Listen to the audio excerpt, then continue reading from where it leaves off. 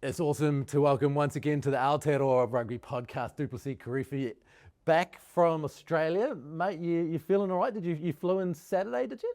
Yeah, played Friday night and straight on the plane Saturday morning. So I think sometimes it's nice just to get home as quickly as possible and make the most of the weekend to you. When you look at that game, Dupes, firstly, congratulations. It was an outstanding result. But although like the Hurricanes previously have always been known for the razzle, but it almost looks like it's so controlled, your razzle. The offloads are genuinely on. It looks like you guys are so comfortable in the unstructured. Yeah, that's a pretty fair observation, Jip. We've always been able to score points, um, kind of in many different ways. But one thing that we really want to work on this year and have put a lot of effort into over the off season is really just showing some maturity in our decision making when we're out there on the field. And that's helped obviously by the increased experience of the group. A lot of boys have over 50 games now in the starting 15 and have been playing super consistently for a couple of years now. So we're starting to see that maturity come through in the way that we play rugby and the way that we go around trying to apply pressure as the game goes on, to put ourselves in spots where we can score points, and not necessarily have to pull something out of the bag. It was really impressive in that the clinical nature of your support play, the clinical nature of the line breaks. Has that been a major focus for you guys? It's that 22 entry conversion thing that seems to be the big thing in rugby right now. 22 conversions is a massive one. Like we found if we can get into the 22, that's obviously not the full job. So just being able to capitalize on those opportunities and leave their half or leave their 22 per se with 3 points, 5 or 7. And then that comes back to what we're talking around being able to support each other in the right ways in the field. And sometimes that might mean carrying the ball into a ruck and setting another phase, or it might be keeping the ball alive. We just want to be as accurate as possible there so we can just build phases and build momentum really. No, not too different to any other team, I'd say. Everyone wants to achieve the same thing once they get down there. It's just what way is the best way to go about it sometimes. How do you get to the point where you're making those decisions right? Yeah, that's a great question. It's a great mix between getting the fundamentals right. So just the basics like catching and passing, cleaning rucks effectively, placing the ball. So all of that still has a massive part to play in any structure. Another part to play is the systems that we want to run, and that comes largely from the coaches and the senior players who put work into the opposition and can analyze where we want to shift the ball for what purpose. And then the other part of it, which we touched on earlier, was the experience of the group and the maturity around individuals making decisions on the spot. We never want to put anyone into a box, and we don't want to have robots out there playing rugby. So, if a player feels in the moment that this is the best decision or there's an opportunity, then we want to back him wholeheartedly. And hopefully that decision is the right one. And that's what it looks like to me. It's because everyone across the board just does everything with such conviction. And there's an element there that you guys have obviously done as a senior player group, but the coaches have got your back. It almost looks like even if it goes wrong, you all rush in, pick the guy that made the mistake up, and it's on to the next job. There's not too much dwelling even when there is an error. You'll know all too well, like in professional high performance sport, the pressure is so high, but the ability to move on from a decision, whether it's right or wrong, is so important within a group.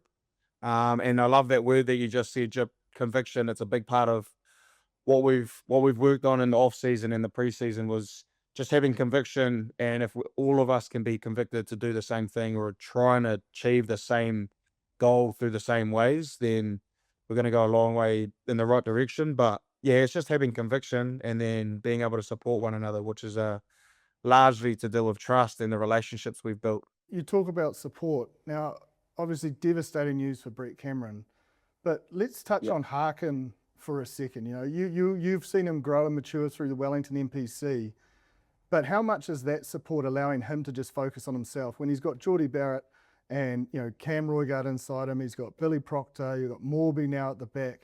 He's just slipped straight in. Yeah, obviously devastating for BC. He worked so hard to come back from his previous injuries and to suffer a similar one so soon is just that's sport sometimes, just absolutely ruthless. So he's got the support there for him, but that's how it goes sometimes, and that's how our boys get the opportunities. So Harkins, for example, is the man for the job at the moment, and he's blessed with so many quality players, both inside and outside of him, to help him make the right decisions. It's not all on his shoulders, but we also want to support him to do what he does best. He's a natural athlete. He's got a great skill set. So when he sees something, we want him to be able to just attack it and pull trigger. So he's lucky he's got some serious experience both inside and outside of him, but he's also one hell of a player as well. And so we just want to support him and not only driving the team around the park, but also playing his best rugby as an individual.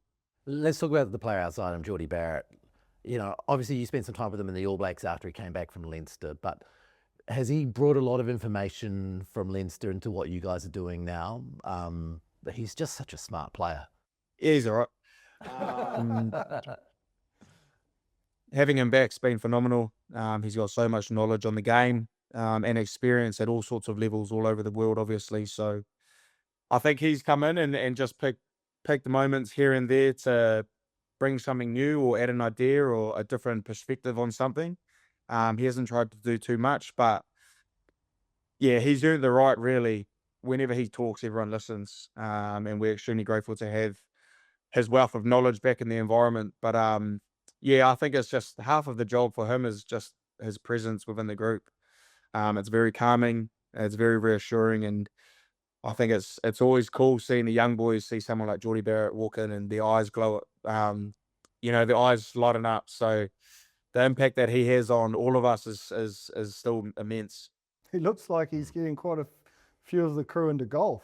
Oh, bro, I'm not far away. Nah, he's just such a cool operator. Takes everything in and can make a decision on the spot. He's the man, and he's not too bad at golf. He plays a bit. That left-footed chip kick, Oh. like when he's getting smashed, and it's just like, wow, what can't this guy do?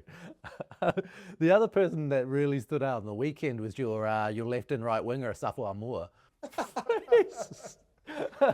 Could you just see that when he first got that ball down the left flank for his first try? Like no one wanted anything to do with him. Like there was not a jersey in sight.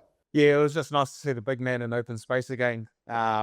He's such an asset to the group, and he had a rough year last year, boys, with injuries and concussions.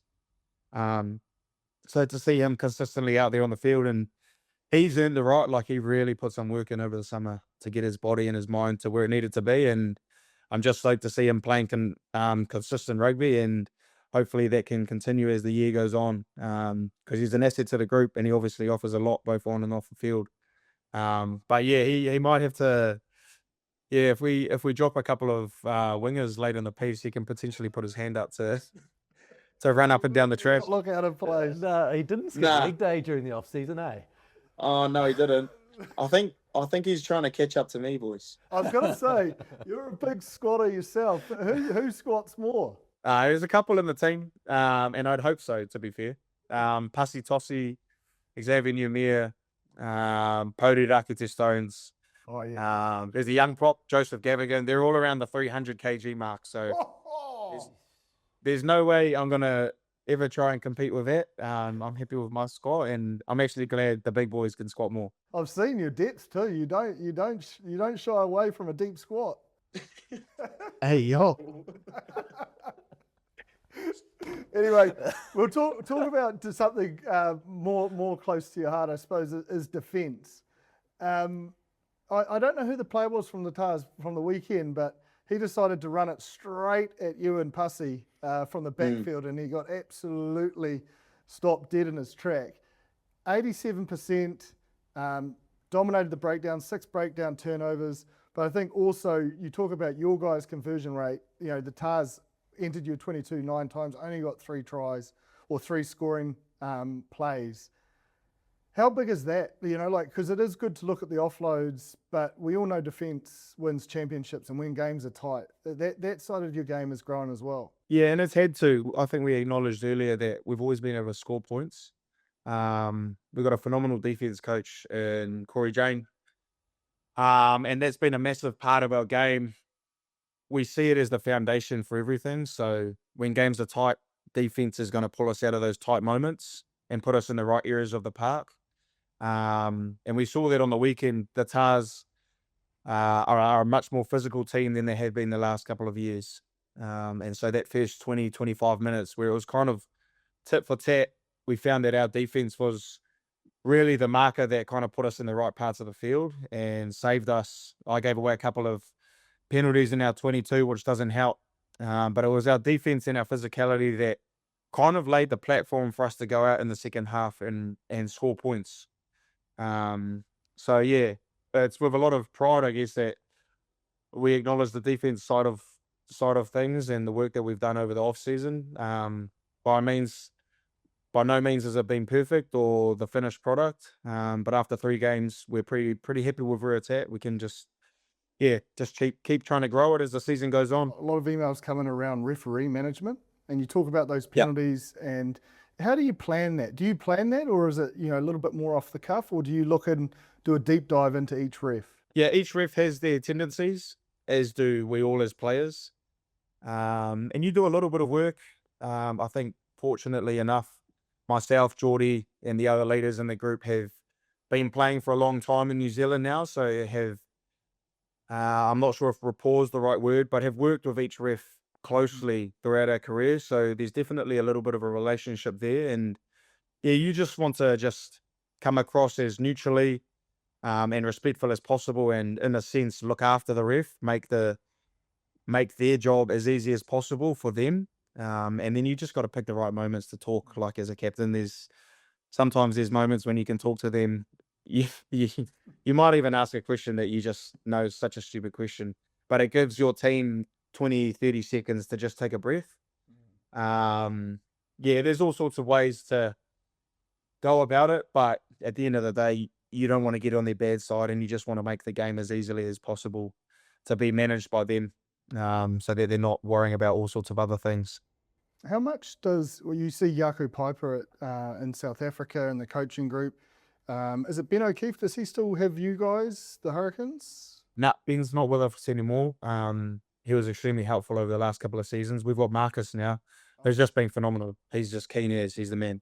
Yeah. So how beneficial is that? It's a huge. great initiative. It's massive. It grows the refs as well. It's an opportunity for them to work on their craft throughout the week in a high pressure environment, like a training week for the Canes.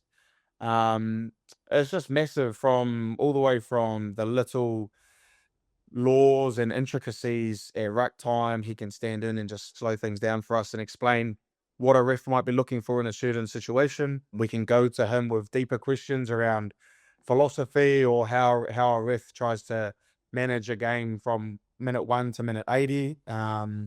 He also watches clips and sends them through and gives us feedback and says, you guys potentially were lucky to get away with this, or you were hard done by here. It's just nice to have a third party's perspective, if that makes sense, not a coach or an opposition player.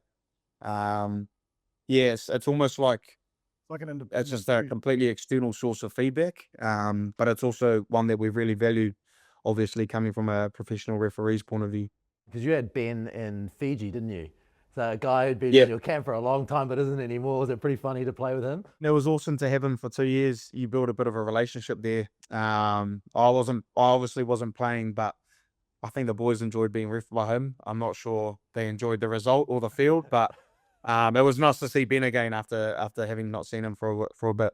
Now, look, the big news obviously over the last week or so has been the All Blacks coach, and we now have a person in place. Dave Rennie has a wonderful record as a coach, and the feedback from all of the players that we've spoken to and the people you see is so positive about how good he is at his job. One of the things he said was, look, I don't have allegiances. I'll be picking on form. As a guy who's now an 8-test All Black, you've had a good solid year of playing test footy now.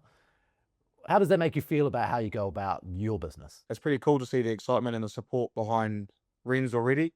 And I know that the whole country is just extremely hopeful and just wishing him all the best, which is cool. I think his statement around no loyalties and just picking on form rings true for most of us.